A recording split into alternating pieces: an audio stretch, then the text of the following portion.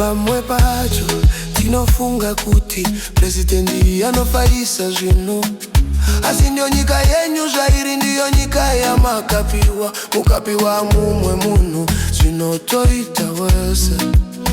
Vanhu ngatitende nyika yeZimbabwe ine peace, kunyangwe ukati hakuna mabasa. Timwe nyika vari kuchema kune hondo nezvigwere. Vanhu ngatitende nyika yeZimbabwe ine peace, kunyangwe ukati hakuna mabasa. Timwe nyika vari kuchema kune hondo nezvigwere. Vazhinji vakaenda Joni, vamwe vakaenda United Kingdom, asi vanongoti zvakaoma. Maria nguye wakagara, nguva kana yakwana hapana chinoramba.